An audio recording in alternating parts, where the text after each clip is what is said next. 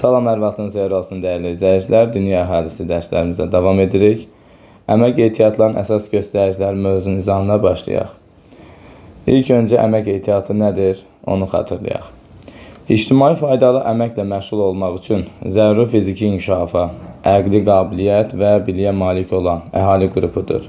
Əmək ehtiyatlarını əmək qabiliyyəti yaşda olan əhali təşkil edir. Hansı ki, əmək qabiliyyəti yaş 16-65 aralığı qəbul edilir.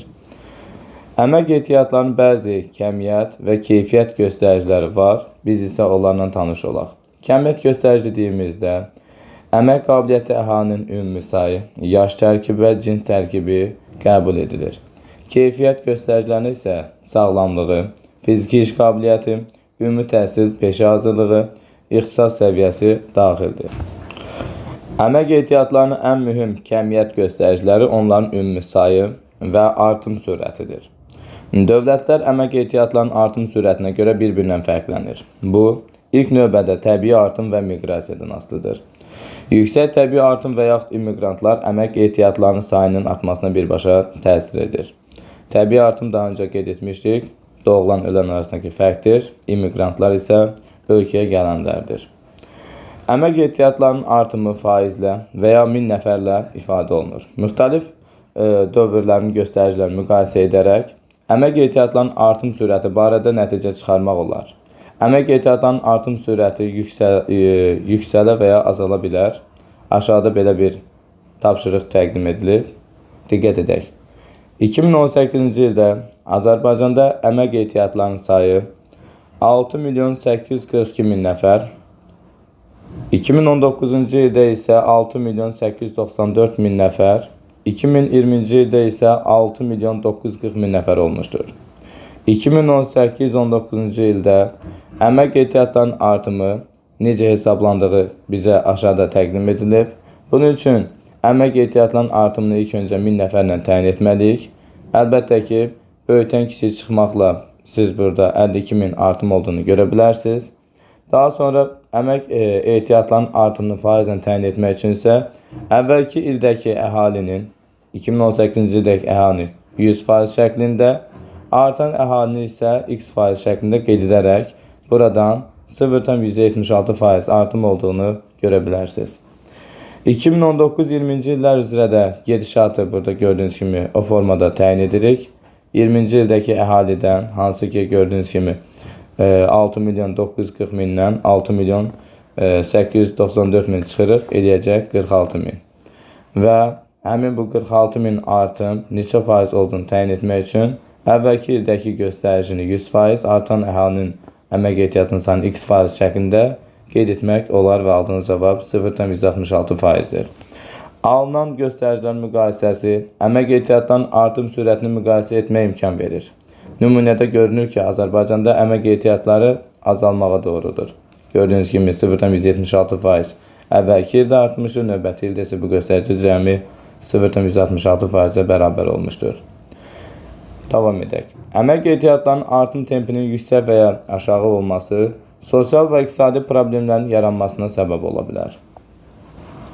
Cədvəldə təqdim edilən göstəriciləri az öncəki izaha əsasən özünüz təyin edə bilərsiniz. İlk öncə 2017-dən 19-a necə dəyişini təyin edə bilərik. Rəqəmləri belə deyək də ilk öncə çıxacaqsınız. Hansı ki 4.938.000-dən 4.822.000-ə çıxırsınız və bu 2 il ərzində artan əhalinin sayıdır, əmək ehtiyatının artım sayıdır. Əvvəlki ildəki sayı 100% kimi, artan əhalinin sayı isə x% şəklində taparaq neçə faizə bərabər onu təyin edə bilərsiniz.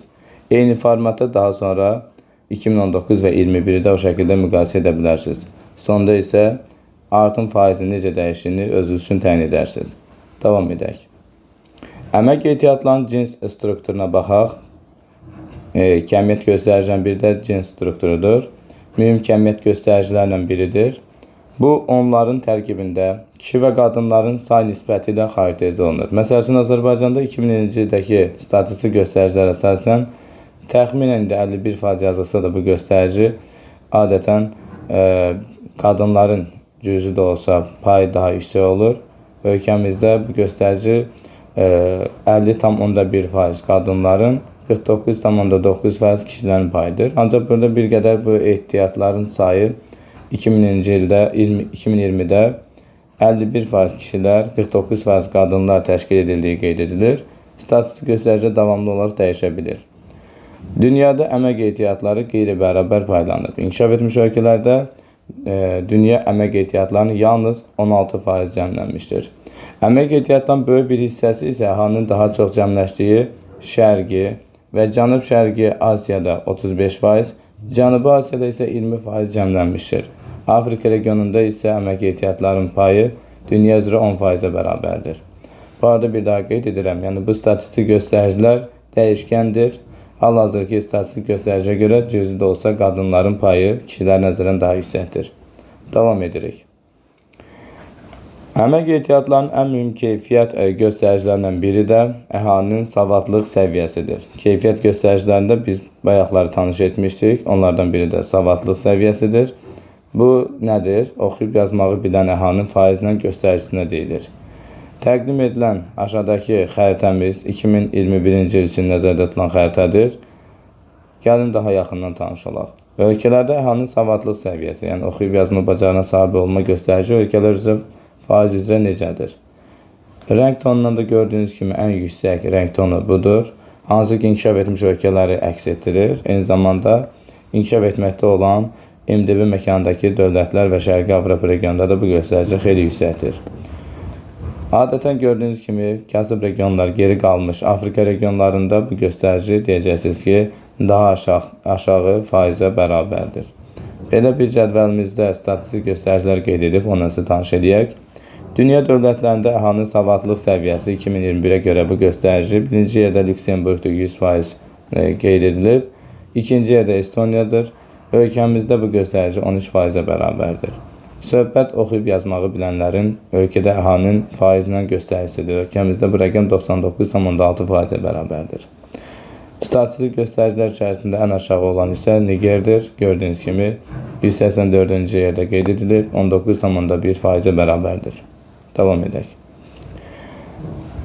Müasir dövrdə dövlətlərin təhsilə diqqəti və dövlət büdcəsindən ayrılan vəsaitin miqdarı müxtəlifdir. Bu, ölkələrin dövlət siyasətindən və inkişaf səviyyəsindən asılıdır. İndi isə təhsilə ayrılan dövlət xərcləri üdümdəki faiz göstəricini ölkələr üzrə müqayisə edilən xəritəyə diqqət edək. Gördüyünüz kimi rəng tonu daha yüksək olanlar Skandinaviya dövlətlərində Norveç, İsveç, eyni zamanda Türk dünyasında Özbəkistanı görə bilərik. Afrikadakı bu hissədə Angolanı, həmçinin Botswana kimi dövlətlərin adlarını qeyd edə bilərik. Bundan əlavə, nisbətən faiz göstərici daha aşağı olan göstərici də qeyd edə bilərsiniz ki, Zambiya dövlətində müşahidə edilmişdir. Əksər Afrika dövlətlərində isə məlumat yoxdur deyə qeyd edilib, xəritəni özünüz üçün daha yaxından təhlil edərsiniz. Əlavə məlumat üçün də burada qeyd ediləni oxuyarsınız özünüz üçün. Əmək ehtiyatlarının keyfiyyət göstəricilərinin biri də insanların fiziki iş qabiliyyəti və onun sağlamlığıdır. Müasir dövrdə istehsal prosesi işçi qüvvəsinin fiziki və intellektual yükünün artması ilə müşahidə olunur. Keyfiyyət göstəriciləri iqtisadi artım və əhalinin həyat səviyyəsinin yüksəlməsinə birbaşa təsir edir. İnkişaf etmiş ölkələrdə əmək ehtiyatlarının sayı inkişaf etməkdə olan ölkələrə nisbətən az olsa da, onlar öz keyfiyyət göstəricilərinə, yəni təhsil, sağlamlıq, fiziki iş qabiliyyəti, peşə hazırlığı və ixtisas səviyyəsinə görə üstündür. İnkişaf etmiş ölkələrdə maliyyə vəsaitlərinin xeyli hissəsi insan resurslarının keyfiyyətinin daim təkmilləşdirilməsinə yönəldilir. Buna insan kapitalına sərmayə deyilir. İnkişaf etməkdə olan ölkələrin əksəriyyətində əmək qabiliyyəti əhali arasında savadsızlıq daha yüksək olur. Bu isə ekstensiv təsərrüfatın üstünlüyü və əmək məhsuldarlığının aşağı düşməsi ilə nəticələnir. Savadsızlıq ilk növbədə yeni texnologiyanın tətbiqində maneə yaradır. İndi isə mövzu ilə əlaqədar öyrəndikləriniz anlayışları tətbiq edin. İlk öncə mətndə verilən məlumatları təhlil edin və suallara cavab verin tapşırığına diqqət edək. Özünüz üçün hal-hazırda videonu saxlayaraq mətni oxuyun. Biz isə birinci tapşırığı oxuyub sizlərə cavablandıraq. Əmək ehtiyatlarının əsas kəmiyyət və keyfiyyət göstəriciləri əks olunmuşdur. Deməli, hansı kəmiyyət və hansı keyfiyyət göstərici təyin edilibsə, mətndə siz onları seçməlisiniz. Əgər unutmusunuzsa, kəmiyyət, keyfiyyət göstərici hansılardır, sizlərə yenidən onları göstərirəm. Dərsin əvvəlində də qeyd etdiyimiz əsas kəmiyyət göstəriciləri əmək qabiliyyəti, əhalinin ümumi sayı, yaş tərkibi və cins tərkibidir. Keyfiyyət göstərici dediyimizdə isə sağlamlığı, fiziki iş qabiliyyəti, ümumi təhsil, peşə hazırlığı, ixtisas səviyyəsi kimi göstəricilər aiddir. Mətndə təqdim edilən məlumatlar içərisində kəmiyyət göstəricisi olaraq siz bu hissəyə diqqət etməlisiniz. Əmək qabiliyyəti əhalinin xüsusilə də payının faiz göstəricisidir. Bundan əlavə, onun tərkibində cins tərkibində kişi və qadınların sayı da məhz kəmiyyət göstərici kimi fərqləndirə bilərsiniz. Keyfiyyət göstərici olaraq isə siz əlbəttə ki, savadlıq səviyyəsi ilə olan ifadənin altına xətt çəkə bilərsiniz. Burada müvafiq olaraq qeyd edilir ki, xüsusilə də kişilərdə bu göstərici 98, qadınlarda isə 91% təşkil etmişdir. Növbəti tapşırıqda isə əmək ehtiyatlarına dair dolğun, yəni ətraflı məlumat almaq üçün hansı məlumatlar əlavə etmək lazımdır? Bunun üçün əmək ehtiyatlarının sağlamlıq vəziyyəti, fiziki iş qabiliyyəti, ümumi təhsil, peşə hazırlığı, ixtisas səviyyəsi haqqında da məlumatlar qeyd edilməlidir. Növbəti ifadəyə diqqət edək. Öyrəndiklərinizi yoxlayın bölməsində düzgün olmayan fikri müəyyən etmək tələb edilmişdir. A-da qeyd edilir ki, əmək ehtiyatlarının böyük hissəsi Avropa və Şimali Amerikanın payına düşür. Təqdim edilən regionlar əlbəttə bilirsiniz, inkişaf etmiş ölkələrdir. İnkişaf etmiş ölkələrdə isə dünyada əmək ehtiyatının cəmi 16% yerləşir. Böyük hissəsi yox, az bir hissəsi yerləşir. Bilirsiniz ki, böyük bir hissəsi xüsusilə də Şərqi və Cənub-Şərqi Asiyada, hansı ki qeyd edək, Şərqi eyni zamanda Cənub-Şərqi Asiyada burada 35% təxminən əmək ehtiyatı yerləşir. Cənubi Asiyada isə təqribən 20% əmək ehtiyatı cəmlənmişdir. Digər ifadələr isə doğru qeyd edilib. Keyfiyyət göstəriciləri əhalinin həyat səviyyəsinin yüksəlməsinə təsir edir. Savadsızlıq yeni texnoloji tətbiqinə mane olan səbəblərdən biridir. Əhalinin artım sürətinin yüksək və ya aşağı olması sosial və iqtisadi problemlərin yaranmasına gətirib çıxarır. Bunlar doğru yanaşmalardır. Növbəti tapşırığa diqqət edək. 2010-cu ildə Azərbaycanda əmək ehtiyatlarının sayı 6 milyon 15 min nəfər olmuşdur. 2020-ci ildə isə bu göstərici 6 milyon 940 min 900 nəfər olmuşdur. Qeyd olunan dövr ərzində əmək ehtiyatından orta illik artım faizini hesablayın. Əlbəttə ki, bunun üçün ilk öncə siz 6 milyon 940 min 900-dən 6 milyon 15 min çıxırsınız. Orta illik qeyd edildiyinə görə 2020 ilə 10 arasında 10 il var. Aldığınız cavab 10-a bölürsünüz. Və faizi istədiyinə görə əlbəttə ki, əvvəlki ildəki 6 milyon 15 mini 100%, bir ildə artan əhalinin x faiz qoyub həll etməlisiniz. Üçüncü tapşırıqda isə xəritə sxemə əsasən əhalinin keyfiyyət göstəricilərinə görə üstün olan regionları müəyyən edin. Keyfiyyət göstəriciləri üstün olan söhbət inkişaf etmiş ölkələrdən gedir. Belə bir regionları da müvafiq olaraq 1 rəqəmi ilə, 10 rəqəmi ilə, 8 rəqəmi ilə və eyni zamanda 3 rəqəmi ilə təyin edə bilərsiniz. Əhalinin həyat səviyyəsi mövzusunun izahına başlayaq. İlk öncə bu hissəyə diqqət edək. Ölkələrin inkişaf səviyyəsini müqayisə etmək üçün insan inkişaf indeksi göstərici hesablanır. İnsan inkişaf indeksi insanların orta ömür müddəti, əhalinin gəlirləri əsasında hesablanan alıcılıq qabiliyyəti, böyüklər arasında savadlılıq və təhsil alanların, ibtidai, orta və ali məktəblərdə oxuyanların nisbəti əsasında hesablanır. Bir daha qeyd edək, insan inkişaf indeksi insanların orta ömür müddəti, həmçinin əhalinin gəlirləri əsasında hesablanan alıcılıq qabiliyyəti, böyüklər arasında savadlılıq, təhsil alanların nisbəti əsasında hesablanmaqdadır. Təqdim edilən qrafikə diqqət edək. Almaniya və Hindistan üçün 2020-ci il üçün belə bir qrafik təqdim edilib. Faiz göstəricilərinə diqqət edirik. Savadlıq səviyyəsi Almaniyada 99%, orta ömür müddəti 83, ümumdaxili məhsulun adam başına düşən həcmi 45.091 dollar civarında, təhsil alınan pay isə 91% göstərici qeyd edilmişdir. Hindistanda isə bu göstəricilər müvafiq olaraq 66, 69, 1548 və 53%-ə bərabər. Müzakirə edin və nəticə çıxarın bölməsinə diqqət edin. Qrafiklərdə olan göstəricilər arasında nə kimi əlaqə vardır? Yüksək iqtisadi inkişafa nail olmuş Almaniyada göstəricilərin yüksək olduğunu, inkişaf etməkdə olan ölkələrdən olan Hindistanda isə bu göstəricilərin aşağı olduğunu biz görə bilərik. Aşağıdakı ifadələrə diqqət edək. İnsanların həyat səviyyəsi bir çox amillərdən, sağlamlıq, maddi vəziyyət, mənzil və işlə təminat, təhsil almaq imkanları və s.dən asılıdır. Dünyada insanların həyat səviyyəsini müəyyən etmək üçün iki əsas göstərici qəbul edilir. Bunlara həyat şəraiti və həyat keyfiyyəti aiddir. Nədir həyat şəraiti? İnsanların maddi vəziyyətlərinin səviyyəsi ilə xarakterizə edilir. Onun müəyyən edilməsi üçün adam başına düşən iqtisadi göstəricilərdən istifadə olunur.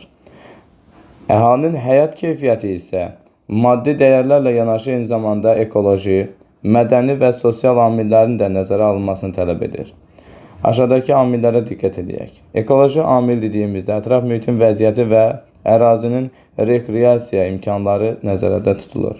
İqtisadi amillər dediyimizdə isə işsizliyin səviyyəsi, iş həftəsinin və iş saatlarının uzunluğu, ödənişli məzuniyyətlərin müddəti daxildir. Mədəni amillərə isə adam başına çap olunmuş nəşrlərin həcmi, iş yerlərində şərait, adi təhsilin səviyyəsi. Sosial amillər dediyimizdə isə tibbi təminat, vətəndaşların təhlükəsizliyi, özünü realizə etmə imkanları, insan hüquqlarının qorunması kimi məqamlar, amillər daxildir. Müxtəlif ölkələrdə insanların həyat səviyyəsini müəyyən etmək üçün BMT-nin inkişaf proqramı çərçivəsində hər il üçün insan inkişaf indeksi hesablanır. İnsan inkişaf indeksinin əsas göstəriciləri bunlardır. Orta ömür müddəti, ümumdaxili məhsulun adam başına düşən həcmi və təhsil alanların sayıdır. Dünya ölkələri insan inkişaf indeksinə görə bir-birindən fərqlənir. İnsan inkişaf indeksinin səviyyəsi 0-dan 1-ə kimi göstəricilərlə ifadə olunur. Yəni, maksimum vahidə bərabər ola bilər. İnsan inkişaf indeksinin vahidə bərabər olduğu ölkələr üçün aşağıdakılar sərcəvidir. Yəni, ən yüksək həyat səviyyəsi sərcəvi olan ölkələr üçün hansı göstəricilər sərcəvidir? Orta ömür müddəti 85 yaş və ondan yuxarı olur. Üdümün ümumdaxili məhsulun adam başına düşən payı 40.000 ABŞ dolları və ondan çox olacaq. Yaşlı əhali arasında savadlı səviyyəsi 100%-ə yaxındır. Bu göstəricilər daha yaxın olan dövlət isə Norveçdir. Bu ölkədə bu göstərici 0.957-dir. İnsan inkişaf indeksinin ən aşağı göstəricisi 0-a bərabər olan ölkələrdir ki, bu ölkələrdə orta ömür müddəti 25 yaş və ondan aşağıdır. Ümumdaxili məhsulun adam başına düşən payı 100 ABŞ dolları və ya azdır. Yaşlı əhalinin 100%-i savadsızdır. Bu göstərici daha yaxın olan isə Nigerdir. Burada bu göstərici 0.394-dür. İndi isə insan inkişaf indeksinin hesablanması üçün istifadə edən düsturla tanış edək. İnsan inkişaf indeksinin düsturu, indeks düsturu belədir. Göstərici faktikidən göstərici minimum çıxırsınız, böləcəksiniz. Göstərici maksimum çıxılsın, göstərici minimum. Burada isə həmin anlaşılan izahları qeyd edilir. Misal üçün, gözlənilən ömür müddətinin indeksi aşağıdakı kimi təyin edilir. Belə ki, BMT-nin inkişaf proqramında maksimal yaş 85 yaş, minimal yaş 25 yaş həddi kimi qəbul edilir. Ölkəmizdə gözlənilən orta ömür müddəti 72 yaşdır. Bunu nəzərə alaraq ölkəmiz üçün uzun ömürlük indeksini hesablayaq. Belə ki, uzun ömürlük indeksini tapmaq üçün biz düsturda gördüyümüz kimi faktiki göstəricidən, yəni ölkəmizdəki 72-dən çıxırıq, BMT-nin qəbul etdiyi minimal yaş həddini, yəni 25-i böləcəksiniz. BMT-nin qəbul etdiyi maksimal yaş 85 çıxılsın, minimal yaş, yəni düsturdan istifadə edirsiniz, 25-i. Bu da 47 böl 60 eləyəcək 0.783. Bu respublikamız üçün yaş indeksidir. Davam edirik. Ümumdaxili məhsulun adam başına düşən indeksinin tapılma qaydasına baxaq. BMT-nin qəbul etdiyi maksimal göstərici 40.000 ABŞ dolları və ondan yuxarı ola bilər. 40 min civarında hesablanırlar. Davam edək.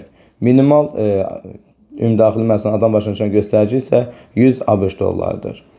2016-cı il üçün nəzərdə tutulan bu indeksin hesablanmasına diqqət edək. Ölkəmizdə üdümün adam başına düşən miqdarı həmin ildə 3926,5 ABŞ dolları olmuşdur. Buna görə də biz düstura əsasən hesablayaq. Xatırlayırsınızsa bayaq bildirdik. Faktiki göstərici minimum göstəricini çıxmalıyıq. Ölkəmizdə faktiki göstərici 3926-dır və ondan çıxırsınız. Üdümün indeksinə görə minimal göstərici 100-dür. 100-ü çıxdınız. Bölürük. Maksimal çıxılsın minimum demişdik. Üdümə görə maksimal 40 min ABŞ dollardır. Minimal isə 100 ABŞ dollardır. 40 mindən 100-ü çıxırsınız. Alacaqsınız 0,96. Bu olduqca aşağı göstəricidir. Nəzərə alın ki, bu göstərici 2016 üçün nəzərdə tutulub. Davam edirik. Təhsil səviyyəsi az öncə qeyd etdiyimiz ömür indeksi və üdümün indeksindən fərqli olaraq iki formada hesablanır, ona əsasən təyin edilir. Təhsil səviyyəsində biz göstərici olaraq maksimal göstərici 100%, minimal 0% üzərinə hesablayırıq. Təhsil səviyyəsinin indeksinin tapılmasında iki əlamət nəzərdə tutulur. Birincisi savadlıq səviyyəsidir, ikincisi təhsil alınan pay göstəricidir. Ölkəmizdə savadlıq səviyyəsi 99,5%dir.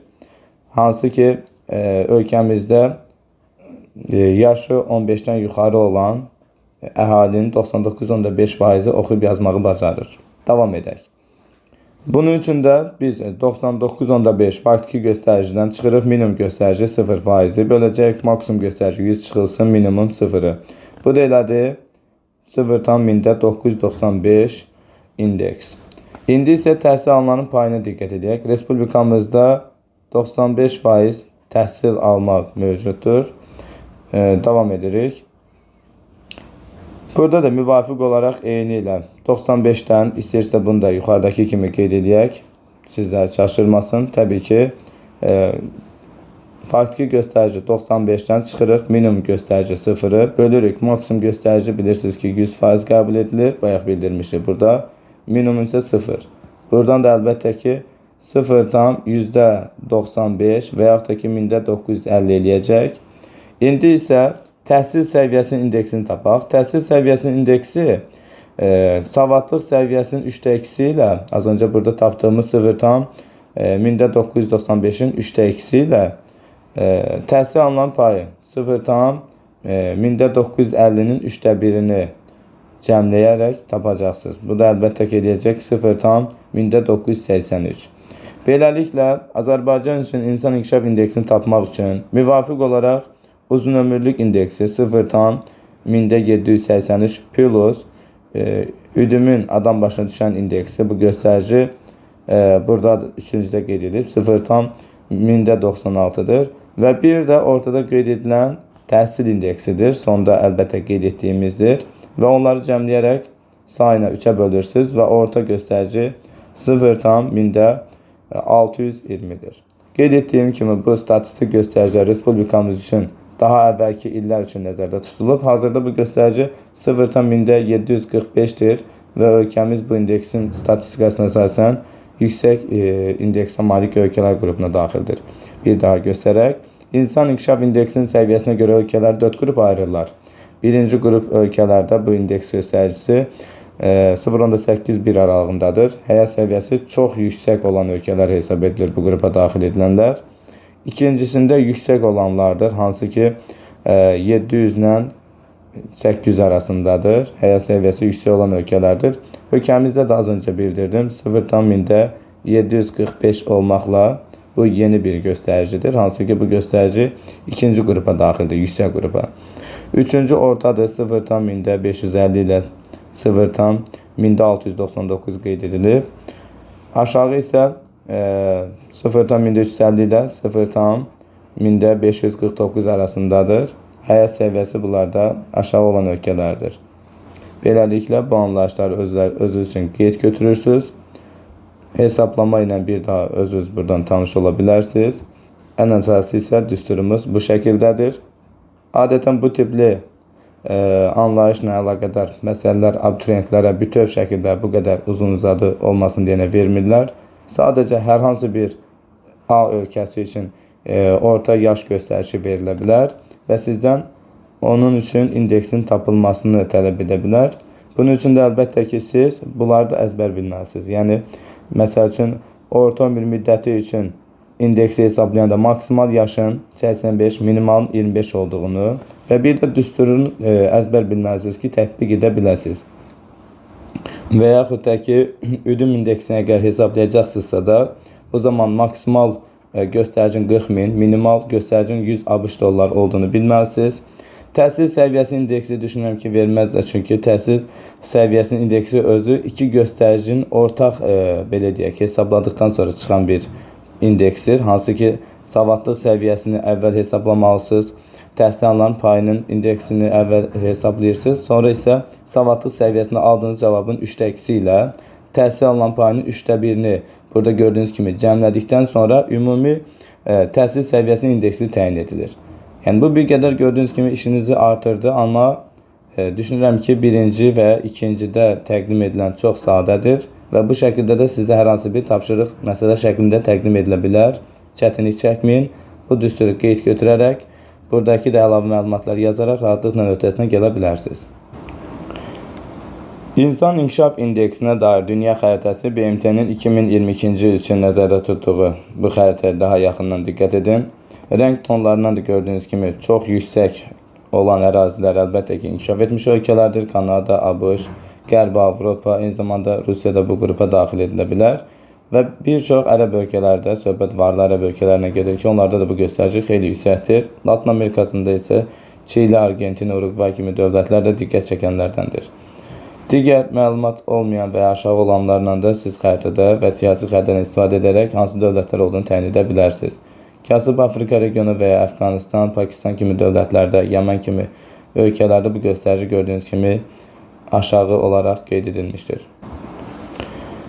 İnsan İnkişaf İndeksi ölkələr üzrə göstəricilər çox yüksək olanları nümunə kimi Norveç, İrlandiya, İsveçrə və onlarda bu göstərici necə olduğu qeyd edilib. Sıralamada Azərbaycan 88-ci yerdədir, hətta bu göstərici bayaq qeyd etdiyimdən də bir qədər daha yüksəkdir, 756-ya bərabərdir. Orta və aşağı olan ölkələrdə nümunələr qeyd edilib, özü üçün oxuyub tanış ola bilərsiniz. Hər hansı bir ölkənin ümumdaxili məhsulun adam başına düşən payı ilə insan inkişaf indeksi arasında asılılığı şərtidir. Ümumdaxili məhsulun adam başına düşən payının təqribən eyni olduğu müxtəlif ölkələrdə insan inkişaf indeksi fərqli ola bilər. Ölkənin insan inkişaf indeksi reytinqinin yüksək olması həmin ölkədə sosial yönümlü proqramların həyata keçirilməsini əks etdirir. Öyrəndiklərinizin tətbiq edilməsi bölməsindəki bu tapşırığı bayaq təqdim edilən Azərbaycan üçün həmin izah əsasını özünüz təyin etməyə çalışarsınız. Onu isə rəylərdə qeyd edərsiniz. Mən isə doğrunu yoxlayacağam. Burada qeyd edilən tapşırıqda isə cədvəl tamamlamaq tələb edilmişdir. Uzun ömürlükdə yaş, bunun üçün qeyd edirəm, məsələlərin həllində köməyinizə çatacaq. Maksimal yaş bildirmişdir ki, 85 yaşdır, minimal yaşı isə 25 yaş qəbul edilir. Savadlıq səviyyəsində maksimal göstərici 100%, minimal göstərici 0% üzərindən hesablanır. Ödümün adam başına düşən hissəsi ABŞ dolları ilə maksimal göstərici 40.000 ABŞ dolları idi. Minimal göstərici isə 100 ABŞ dolları üzərindən hesablanmaqdadır və yuxarıdakı tapşırığın işlənməsində də məhz bu göstəricilər köməyinizə çatacaq. İndi isə işsizlik və onun növləri ilə tanış olaq. İqtisadiyyatın müxtəlif sahələrində çalışan əhali iqtisadi cəhətdən fəal əhali hesab olunur. Yəni, işləyən insanlara fəal əhali deyilir. Bu qrupa daxil olan əhalinin payı müxtəlif ölkələrdə fərqlidir. İqtisadi cəhətdən fəal əhalinin payının çox olması, ölkədə təsərrüfat sahələrinin müxtəlifliyi, iqtisadiyyatın inkişafı haqqında məlumat verə bilər. Yəni, ölkədə fəal əhalinin payı çoxdursa, ölkənin təsərrüfatı mürəkkəb, çox sahəlidir, inkişaf səviyyəsi yüksəkdir deyə fikirlər formalaşır. İndi isə işsizliklə bağlı anlayışlarla tanış olaq. Nədir işsizlik? Ölkənin müəyyən əmək haqqı müqabilində çalışmaq istəyən, lakin iş yeri tapa bilməyən əhalisinin mövcud halıdır. Yəni, işləmək istəyib özünə uyğun iş tapa bilməyən şəxslər işsiz hesab ediləcək. İqtisadi vəziyyətindən asılı olmayaraq işsizlik bütün ölkələrdə müşahidə edilir. İnkişaf etmiş və inkişaf etməkdə olan ölkənin hər birisində işsiz insanlar mövcuddur. Bugünkü dərsimizin əsas özəyi isə işsizlik növləri içərisində friksiyon, struktur və dövrü işsizlik növlərindən tanış olmaq, onların xüsusiyyətlərini öyrənməkdir. İlk öncə başlayaq friksion işsizlikdən. Nədir friksion işsizlik? İşçinin bir iş yerindən digərinə keçməsi ilə əlaqədardır. İş şəraiti işçini qane etmədiyi üçün o öz istəyi ilə iş yerini tərk edir və ona yeni iş yeri tapmaq üçün zaman tələb olunur. Yeni iş tapana qədər həmin insan işsiz qalır. İş yerləri barədə məlumatın azlığı iş axtarılmasına çox vaxt sərf olunmasına gətirib çıxarır. Qısası, işçi öz razılığı ilə işindən imtina edir. Yeni iş tapana qədər qaldığı müddət friksion işsizlik qrupuna daxil ediləcək. Hətta universiteti bitirən yeni məzunlar da friksion işsizlik qrupuna daxil edilir. İndi isə struktur işsizlik anlayışından tanış olaq. Ölkədə texnoloji inkişafın nəticəsində müəyyən bir sahə üzrə mütəxəssisə ehtiyacın azalması, digər ixtisasa isə artması nəticəsində yaranır. Struktur işsizlik ona gətirib çıxarır ki, xeyli sayda işsiz insan yeni peşələrə yiyələnir. Struktur işsizlikdən qaçmaq mümkün deyil. Çünki iqtisadiyyatın müxtəlif sahələrində yeni texnologiyalar tətbiq edilir. Nəticədə xeyli sayda lazımsız peşə sahiblərindən ibarət işsizlər qrupu yaranır. Struktur işsizlikdə texnoloji inkişafla əlaqədardır ki, işçinin iş dərəcəsi əlbəttə qane edilmədiyi təqdirdə işdən azad edilir və o məcbur qalır ki, yeni peşə bacarıqlarını özündə formalaşdırsın. Davam edirik. Friksion və struktur işsizliyi ixtisasçılar təbii işsizlik adlandırırlar. Ölkədə yalnız təbii işsizlik mövcud olarsa, bu tam məşğulluq kimi qəbul edilir. Sualda tam məşğulluq tərkibindəki işsizlik növləri soruşulur. Bunlar friksion və strukturdur. Bu arada tam məşğulluq ölkədə işsizliyin tamamilə olmaması deyil, onun minimal səviyyədə olması deməkdir. Bu cümləyə diqqət edirsiniz. İşsizlik səviyyəsi müxtəlif ölkələrdə fərqlidir. Məsəl üçün, ABŞ-da bu göstərici təbii işsizlikdən danışırıq. Təbii işsizlik deyəndə friksion strukturdan gedirdi. Hansı ki, bu göstərici 6,7%-ə bərabərdir. Rusiyada isə bu rəqəm 3,5%, ölkəmizdə isə 5%-dir. Ölkəmizdəki digər işsiz kütlələr isə əlbəttə ki, onlar başqa işsizlik qruplarına aid edilir. Davam edirik. İnformasiya fondundakı məlumatla tanış olaq. İşsizlik ölkənin iqtisadiyyatı ilə birbaşa əlaqəlidir. Amerikalı iqtisadçı Oken belə bir qanuna uyğunluq müəyyən etmişdir. Üdümün il ərzində 2,5% artımı, ümumdaxili məhsulun 2,5% artımı işsizlik səviyyəsini 1% aşağı düşməsinə səbəb olacaq. Bir daha qeyd edək. Deməli, üdüm 2,5% artarsa, işsizlik təbii ki, bu zaman 1% azaldığı qeyd edilir. Davam edək. Dövrü işsizlik. Dövrü işsizlik anlayışında tanış olaq. Təbii işsizliyə aid deyil. Biz bayaqlar təbii işsizlik tərkibində friksion və struktur daxildir deyə qeyd etmişdik. Bu, iqtisadi böhran keçirən ölkələr üçün səciyyəvi olan bir haldır. İqtisadi böhran xüsusilə də orta və kiçik şirkətlərin bağlanmasına, müəssisələrin iş fəaliyyətinin müvəqqəti olaraq dayandırmasına səbəb olur. Nəticədə işçilər öz iş yerlərinə məhrum olur. Belə olduğu halda əhalinin alıcılıq qabiliyyəti kəskin şəkildə aşağı düşür. Xidmət sahələrinə tələbat azalır. İşçilər arasında ixtisarlar kəskin şəkildə artır. Dövrü işsizlik növünü aradan qaldırmaq üçün dövlətlər müxtəlif istiqamətli proqramlar qəbul edir. İşsizliyin ciddi iqtisadi və sosial nəticələri olur. Bu zaman əhalinin iqtisadi vəziyyətində tənəzzül baş verir. İqtisadçılar psixi və ürək-damar xəstəliklərinin artması və işsizlik arasında birbaşa əlaqə olduğunu hesab edirlər. Kütləvi işsizlik sosial və siyasi gərginliyə səbəb olur. Yenə də informasiya fondunda təqdim edilən məlumatlarla tanış olaq. İşsizlik ölkənin makroiqtisadi problemi hesab olunur. Çünki işsizlik problem olmaqla yanaşı digər siyasi, sosial və iqtisadi gərginliyin yaranmasına da səbəb olur. İşsizliyin səviyyəsi müxtəlif göstəricilərlə müəyyən edilir. İşsizliyin ümumi sayı, əmək ehtiyatlarının ümumi sayda işsizlərin payı. Məsəl üçün, təsərrüfatın bir tərəfli inkişaf etdiyi, məsələn, hasilat sənayesinin payı emalıcı sənayedən çox olduğu ölkələrdə işsizliyin sayı daha da yüksək olur. Çünki hasilat sənayesi qeyd edə bilərsiniz ki, az əmək tutumlu təsərrüfat sahələri hesab edilir. Dövlətin ən mühüm vəzifəsi işləmək arzusu olan insanları iş yerlərlə təmin etməkdir. Bu istiqamətdə dövlət məşğulluq siyasətini həyata keçirir. Məşğulluq siyasətinin aşağıdakı istiqamətləri var. Bunlarla oxuyub tanış ola bilərsiniz. Xüsusilə də 6-cı ifadədə diqqət edirsiniz ki, ölkəyə daxil olan xarici işçilərinin axınların qarşısını almaq. Belə ki, ölkə öz vətəndaşlarını işlə təmin etməyi əsas məqsəd qoyub qarşısına. Dövlət həmçinin işsizlərə kömək fondu, məşğulluq fondu yaradır və iş adamları ilə işçilər arasında əlaqənin qurulmasına yardım edir. Məşğulluq fondu gənc nəsli peşəkarlığa yönəldir, iş yerlərini dəyişmək istəyənlərə kömək göstərir, əmək bazarının vəziyyəti barədə məlumat verir.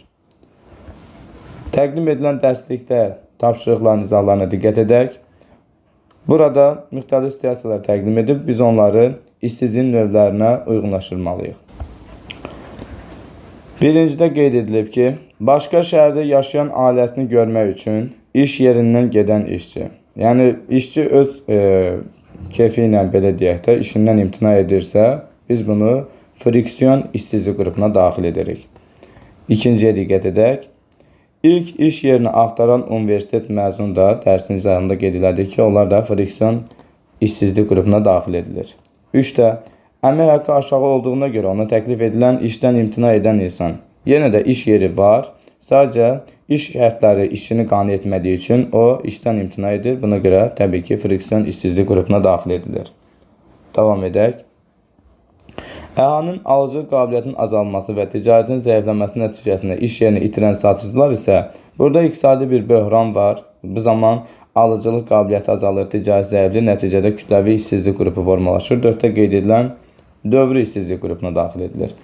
Avtomobil sənayesində robotların tətbiq edilməsi nəticəsində iş yerini itirən fəhlə isə struktur işsizlik qrupuna daxil edilir. Texnoloji inkişafına əlaqədar olaraq onun işinə ehtiyac qalmır.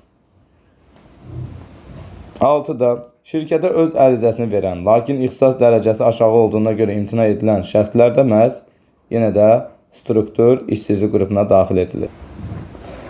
Növbəti tapşırıqda cədvəli tamamlamaq tələb edilir. Bizə burada işsizliyin növlərini qeyd edib, daha doğrusu qeyd etməyi və ona uyğun səbəblər, onun yaranma səbəbi və bu işsizlik növünün azaldılması üçün tədbirləri təqdim etmək tələb edilib. Misal üçün, birinciyə friksiyon işsizlik qeyd edək. Friksiyon işsizliyin yaranma səbəbi kimi işçinin bir iş yerindən digərinə keçməsi, yəni işdən öz razılığına imtina etməsi idi. Bu zaman əlbəttə ki, bu tipli işsizlik halının aradan qaldırılması üçün hansı azaldılma yolları təqdim edilə bilər? İş yerləri barədə məlumatların çoxaldılması qeyd edilə bilər ki, işçi özünə yeni bir iş yerini qısa zaman ərzində tapa bilsin.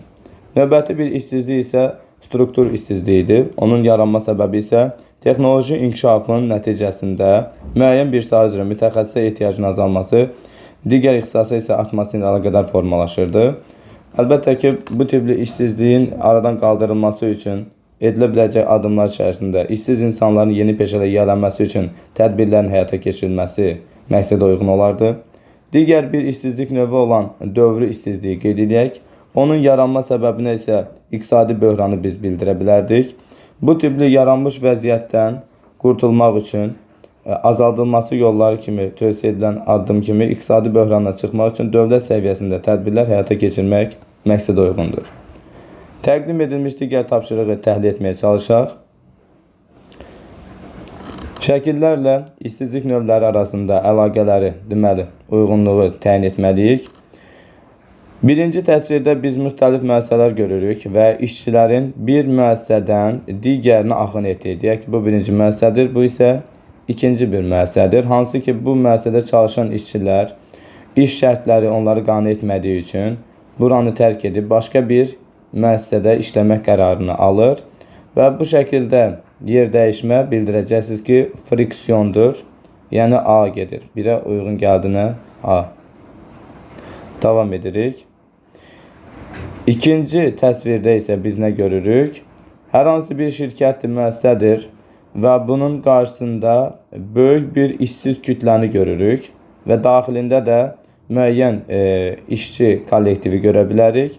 Böyük miqdarda işsiz kütləni biz görə biliriksə, bu əlbəttə ki, iqtisadi böhranla əlaqədar müəssisənin fəaliyyətinin dayanması, alıcılıq qabiliyyətinin aşağı düşməsi, bu tipli hallarla əlaqədar təbii ki, dövrü işsizlik deyəcəksiniz. C gedəcək ikinciyə.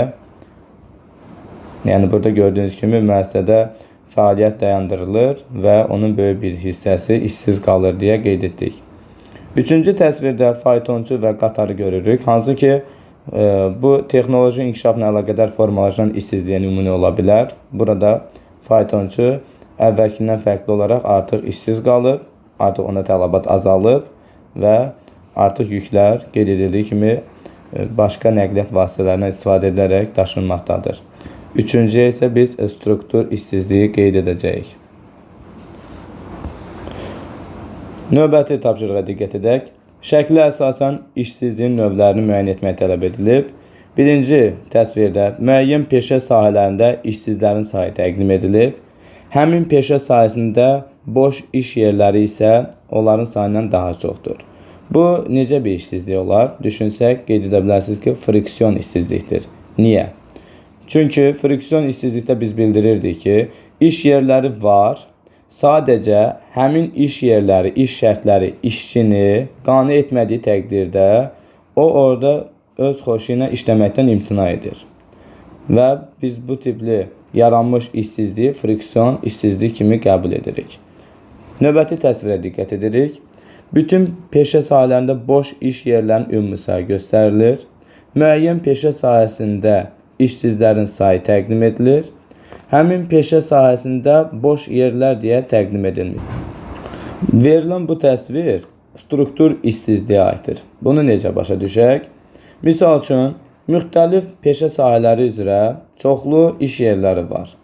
Amma hansısa bir sahə üzrə işsiz insanların sayı çox olsa da, onlara uyğun olan boş iş yerləri azdır. Çünki texnoloji inkişafla əlaqədar artıq bu peşə sahibləri olan şəxslərin peşəsinə tələbat azalıb.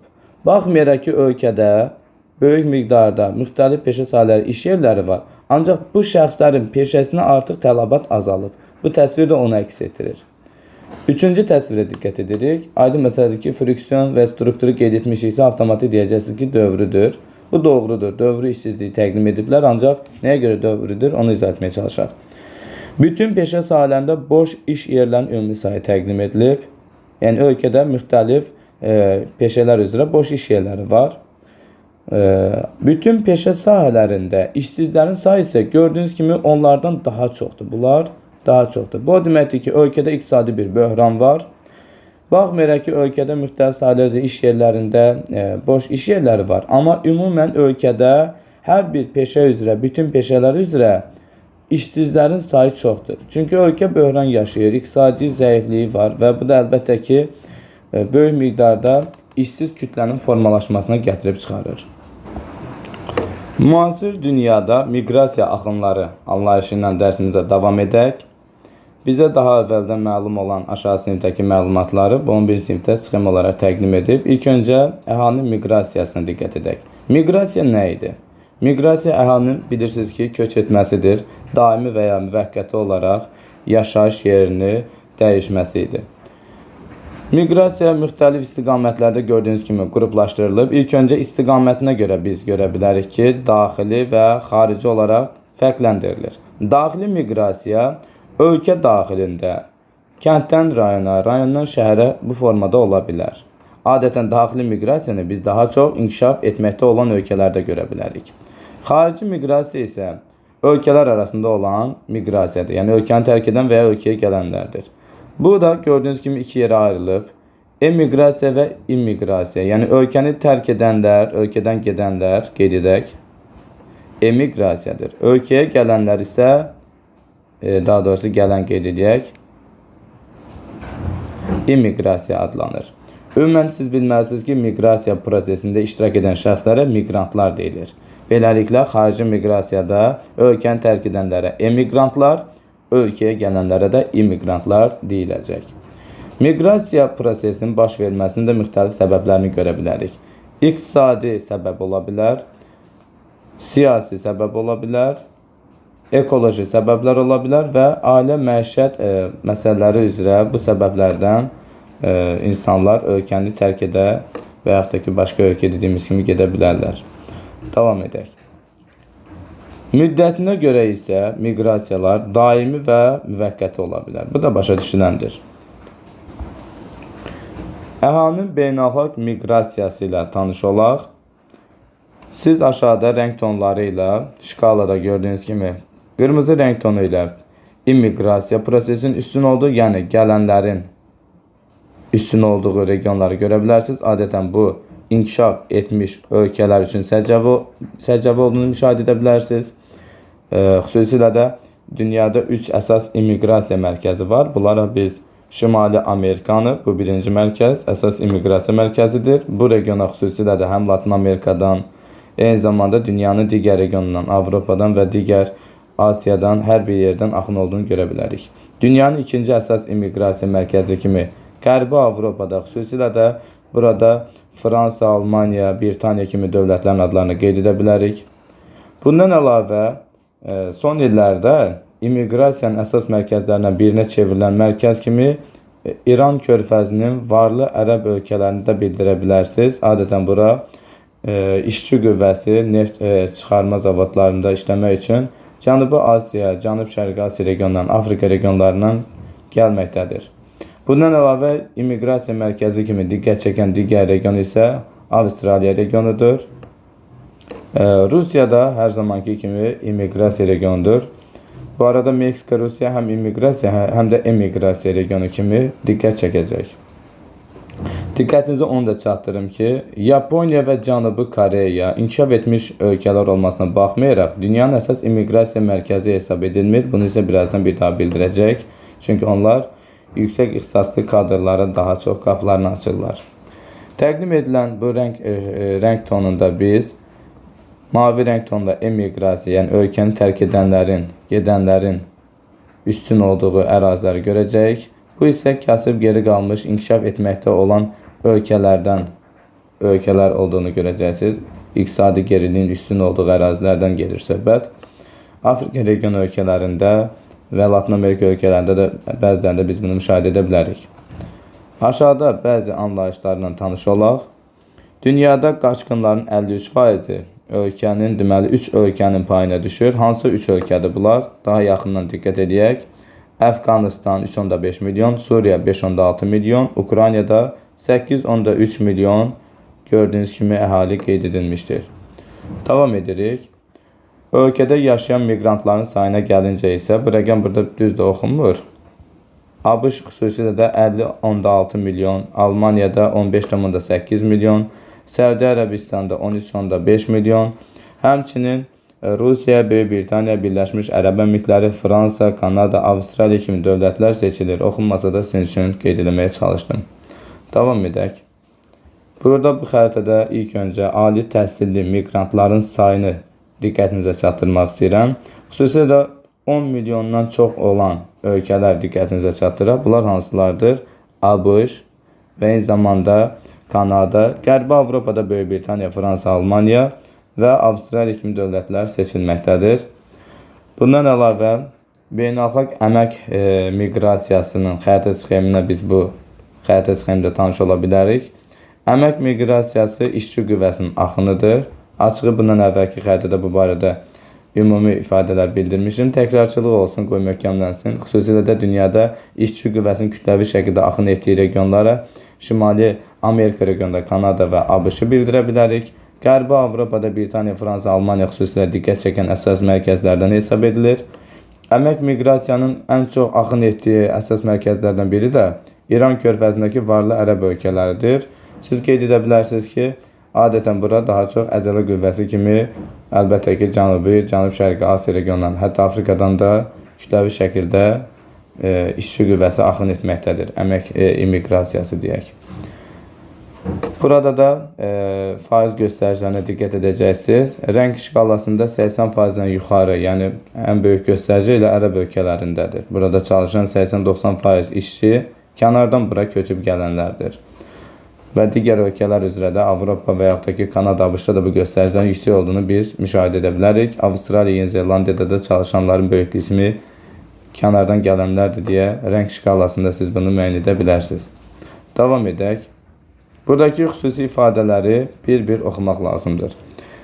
İndi siz xəritə sxemi özünüz üçün videonu geri gətirərək təzədən baxarsınız. Mən isə bir-bir oxuyuram.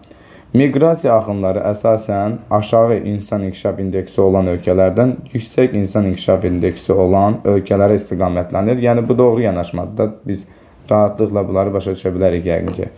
Yəni həyat səviyyəsi aşağı olan ölkələrdən yüksək həyat səviyyə malik ölkələrə doğru baş verdiğini görə bilərik. Doğru yanaşmalardır hər birisi. ABŞ, Kanada və Avstraliya kimi ölkələr miqrantları daha çox cəlb edir. Emigrantlar isə, yəni ölkəni tərk edənlər isə inkişaf etməkdə olan ölkələrdən, əsasən Meksika və Asiya ölkələrdən gəlirlər. Təqdim edilən bu ölkələrə. Sonra ABŞ aşağı və yüksək ixtisaslı işçilərin miqrasiya etdiyi ölkədir. Aşağı ixtisaslı əmək ehtiyatları Latin Amerika ölkələrindən, əsasən Meksika, Kolumbiya kimi ölkələrdən gəlir ABŞ-a. Amma yüksək ixtisaslı işçilər isə dünyanın, demək olar ki, bütün region və ölkələrindən ABŞ və Qərbi Avropaya üz tuturlar. Davam edirik. Qərbi Avropanın yüksək inkişaf etmiş ölkələri, inkişaf səviyyəsi daha aşağı olan digər Avropa ölkələrinə, misal üçün Avropa, Portuqaliya və eləcə də Şimali Afrika, Cənub-Qərbi Asiya, Şərqi Avropa və digər regionlardan mühacirlər, yəni miqrantlar qəbul edirlər. Afrika, Asiya və Latin Amerikasının bir çox ölkələrində miqrasiya mənfi saldo, mənfi saldo nədir? Gedənlər, emigrantların sayı immigrantlardan çox olarsadır. Saldo fərqdir. Şimali Amerika ölkələri, Avstraliyada isə miqrasiya saldosu müsbətdir. Yəni immigrantların sayı emigrantlardan çox olanda miqrasiya müsbət olur. Biz bunu hətta bayaqki xəritədə görə bilirdik. Diqqət edin. İmmiqrasiyanın çox olduğu ərazilərdə müsbətdir. Emiqrasiyanın üstün olan ərazilərdə isə mənfidir. Saldoda aradakı fərqdir. Əgər immigrant emigrantdan çoxdursa müsbət, emigrant immigrantdan çoxsa mənfidir. Davam edirik. Cənub-Qərbi Asiyanın varlı neft ölkələrinə mühacirlər qonşu ərəb ölkələrindən, həmçinin Hindistan, Pakistan, Bangladeş, Filippin və s. gəlir.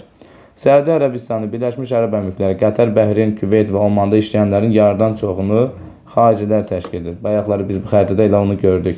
Həqiqətən də xarici işçilərin payını biz xüsusilə də bu regionda olduqca yüksək olduğunu görürük. Bu arada Yəmən istisnadır. Siz yəqin ki, Yəmənin kasıb regionu olduğunu bilirdiniz. Davam edək. İnkişaf etməkdə olan ölkələr arasında da miqrasiya axınları müşahidə olunur. Mühacirlərin axın istiqaməti əsasən iqtisadi cəhətdən inkişaf sürəti daha yüksək olan ölkələrə doğrudur. Latin Amerikasında Argentina və Meksika daha çox immigrant qəbul edir. Müxtəlif səbəblərə görə ən çox qaçqın miqrantları ABŞ və Almaniyada olduğunu görə bilərik. İnkişaf səviyyələrinin yüksək olmasına baxmayaraq, diqqət edin bu cümləyə, Yaponiya və Cənubi Koreya immiqrasiya mərkəzi deyil. Bu da yüksək ixtisaslı kadrları sadəcə qəbul etməsinə əlaqəli idi. Dünyanın bəzi ölkələri, məsəl üçün Rusiya, Meksika kimi ölkələr həm emiqrasiya, həm də immiqrasiya mərkəzi kimi diqqət çəkir. Bunları bir daha özünüz üçün oxuyarsınız. Müasir dövrdə əhalinin beynəlxalq yer dəyişməsi əsasən iqtisadi səbəblərlə əlaqədardır. Bu da əmək miqrasiyası adlanır. Yəni işçi qüvvəsinin yer dəyişməsi biz bildirdik ki, əmək miqrasiyası adlanır. Beynəlxalq miqrasiyada əmək miqrasiyanın payı daim artır. Yüksək həyat səviyyəsi və iş fəaliyyəti arzu edən insanlar bir ölkədən digərinə köçməyə məcbur olur. Miqrasiyalar əmək ehtiyatlarının yalnız kəmiyyətinə deyil, həm də keyfiyyətinə təsir göstərir. Beynəlxalq miqrasiyada baş verən keyfiyyət dəyişiklikləri elmi-texniki inqilabla əlaqədardır. Son illərdə miqrantlar arasında ixtisaslı kadrların payı sürətlə artır.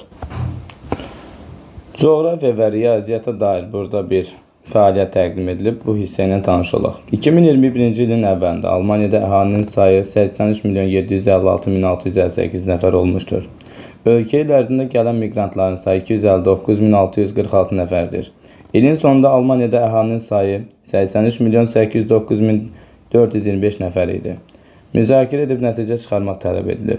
Almaniyada əhalinin sayına miqrasiya necə təsir edir? Siz əlbəttə ki, Almaniyada ümumi əhalinin necə dəyişdiyini 83.809.425-dən əvvəlki ildəki əhalinin sayı çıxmalı təyin edə bilərsiniz. Alacağınız cavab ümumi artımdır, hansı ki, əhalinin artımına həm miqrasiya, həm də təbii artım təsir edir.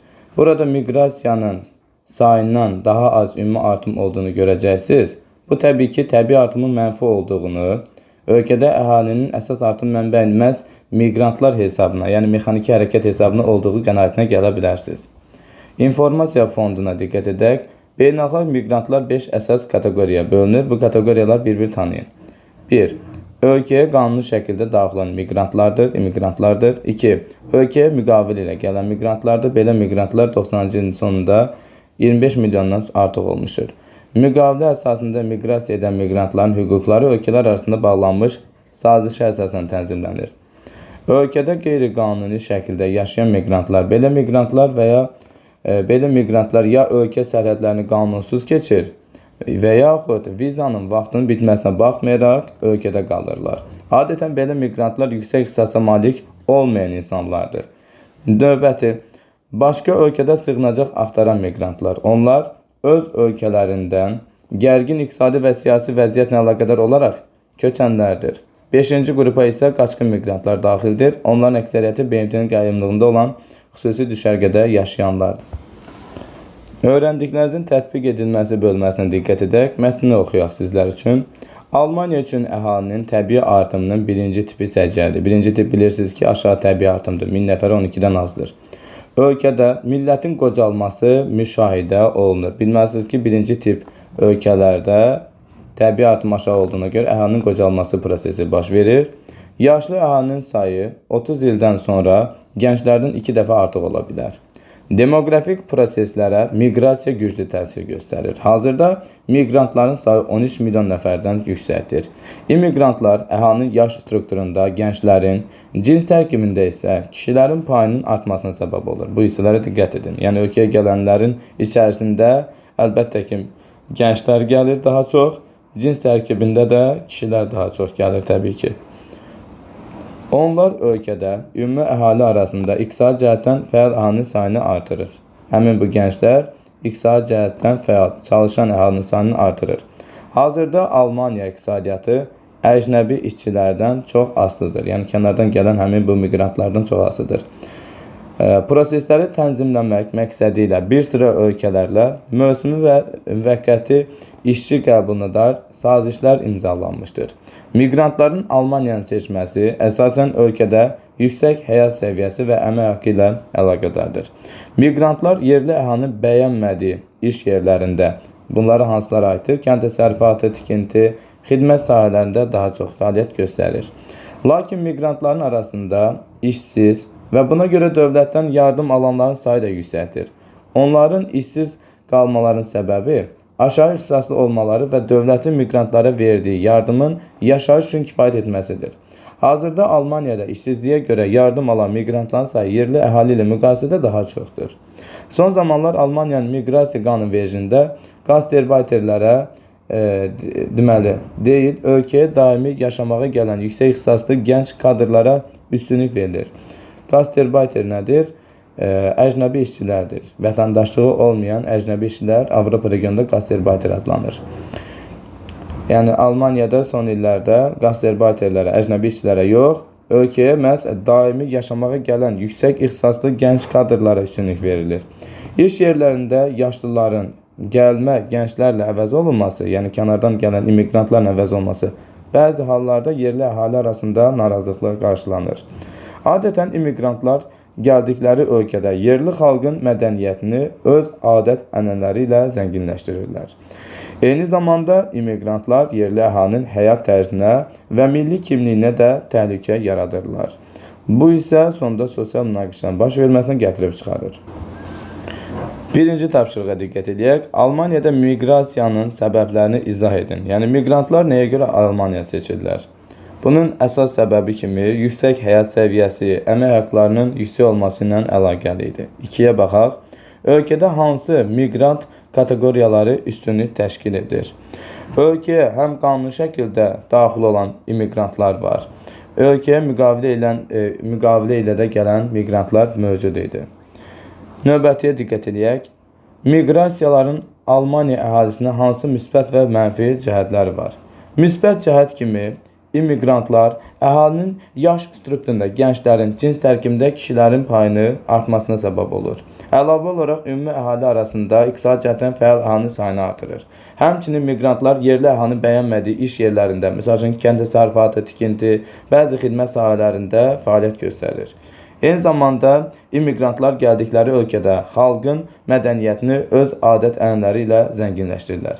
Mənfi cəhət isə işsizliyə görə yardım alan miqrantların sayı da artmaqdadır. İş yerlərində yaşlıların gəlmə gənclərlə əvəz olması bəzi hallarda yerli əhali arasında narazılıqlar qarşılanır. Həmçinin əlavə bir digər mənfi cəhət kimi immigrantlar yerli əhalinin həyat tərzinə və milli kimliyinə təhlükə yaradır. Bu isə sosial münaqişələrin baş verməsinə nəticələnir. Bu cümlələrin hər birisi oxuduğumuz bu mətndə qeyd edilmişdir. Davam edirik. Növbəti tapşırığımızda öyrəndiklərinizi yoxlan deyə təqdim edilib. Bura diqqət edək.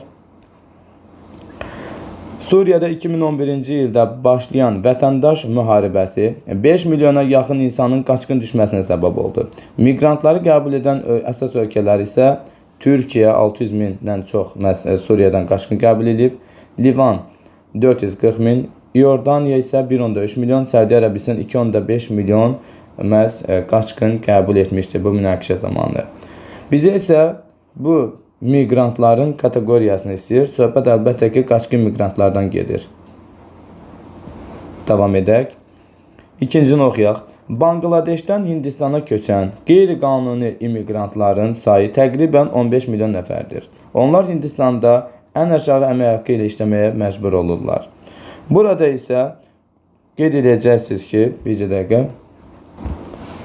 Oxudunuz ki, burada elə qeyri-qanuni şəkildə gələn miqrantlardır. Elə yazaq. Təqdim edilən 2-dəki ifadə qeyri-qanuni şəkildə gələn immigrantlardır. Davam edək. Üçüncüyə diqqət edək. 1970-ci illərdən sonra İran körfəzi ölkələrində böyük immiqrasiya mərkəzi yarandı. Hazırda bu regionda xarici işçilər fəal əhalinin 70%-dən çoxunu təşkil edir. İran körfəzi ölkələri söhbət varlı ərəb ölkələrindən gedir. Hansı ki, Küveyt, Qətər, Ərəb Əmirlikləri. Bu tip ölkələrdə əlbəttə ki, neft hasilatı ilə əlaqədar məsələlərin fəaliyyətində Cənubi Asiya, Cənub-Şərqi Asiyadan böyük miqdarda işçi qüvvəsi dəvət edilir. Bu işçilər isə ölkələr arasında bağlanan müqavilə ilə tənzimlənir. Ölkəyə müqavilə ilə gələn miqrantlar kimi qeyd edə bilərik. Yazaq. Ölkəyə müqavilə ilə gələn miqrantlardır bunlar. Müqavilə ilə gələn miqrantlardır. Davam edək. 2 nömrəli məsələyə diqqət edək. 2021-ci ildə ölkə əhalinin sayı 52.185.200 nəfər olmuşdur. 2022-ci ildə əhalinin sayı 52.218.500 nəfərə çatmışdır. Artan əhalinin 12,9 min nəfəri miqrasiya hesabındadır. Əhalinin təbii artımını hesablayın. Siz əhalinin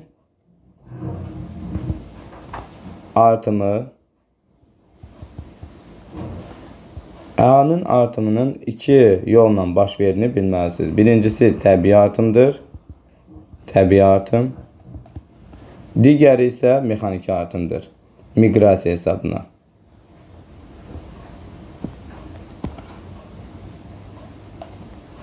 Təqdim edilən bu məsələmizdə 2022-ci ildəki əhalinin sayından 2021-ci ildəki əhalinin sayını çıxaraq ümumi artımı tapa bilərsiniz. Bunun üçün də gəlin qeyd edək. Belə ki, 52 milyon 218 min 500 nəfər çıxılsın 52 milyon 185 min 200 nəfər. Bu da edəcək 33,3 min nəfər. Bu ümumi artımdır. Ümumi artımın bir hissəsi deməli miqrasiya hesabınadır. Yəni 33,3-ün 12,9-u. 12,9-u. Yerdə qalanda təbii artımdır. Təbii artımı tapmaq üçün də siz 33,3 mindən 12,9 mini çıxacaqsınız. Bu da 20,4 min edəcək. Beləliklə, ümumi əhali qeyd elədik ki, 3000 nəfər artıb. Bunun 12,9'u miqrasiya hesabına olubsa, təbii artımla nə qədər əhali artacaq? 33,3'dən 12,9 çıxırsız eləyir 20,4. Son olaraq bu xəritə üzərində ona uyğun təqdim edilən bu cədvəl tapşırığını təqdim edək. Bugünlük dərsimizi burada bundan yekunlaşdıracağım. Deməli, bizə region olaraq Şimali Amerika regionu təqdim edilib. Hansı ki bu regionda immiqrasiya ölkələri, yəni əsas miqrantları qəbul edən ölkələr hansıdır? Bunlara biz ABŞ və Kanadanı qeyd edə bilərik. ABŞ və Kanada.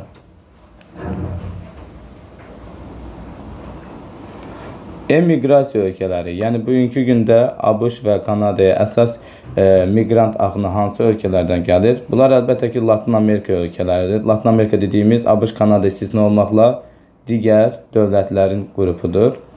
Əsasən də bunların içərisində Meksikadan, eyni zamanda Kubadan, Kolumbiyadan və digər Latin Amerika dövlətlərinin axını olduğunu bildirə bilərik. Bundan əlavə dünyanın digər regionlarından, misal üçün elə Rusiyadan olsun və yaxud da ki Ukraynadan, eyni zamanda dünyanın digər regionlarından, Cənub-Şərqi Asiya regionundan da məhz qeyd edə bilərsiniz ki, Şimali Amerika regionunda Kanada, ABŞ-a miqrant axını baş verməkdədir. Daha sonra digər region Qərbi Avropa regionudur.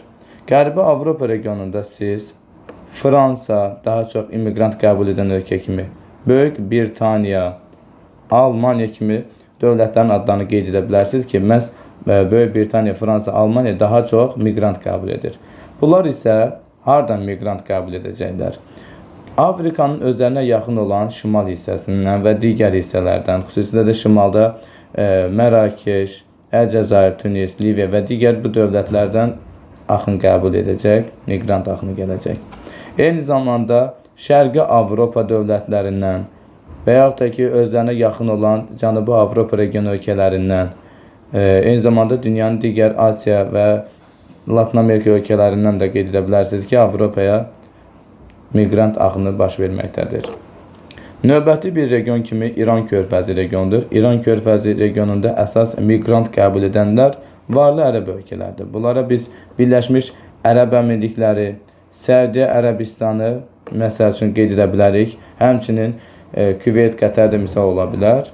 Bu ölkələr isə daha çox əzələ qüvvəsi qəbul edir. Hansı ki, daha çox işçi qüvvəsini Cənubi Asiya regionundan, burada Hindistandan, Pakistan və ya Bangladeşdən, eyni zamanda Cənub-Şərqi Asiya regionundan, İndoneziyadan, əlavə olaraq biz İrandan və Afrikadan da qeyd edə bilərsiniz ki, işçi axını qəbul etməkdədirlər.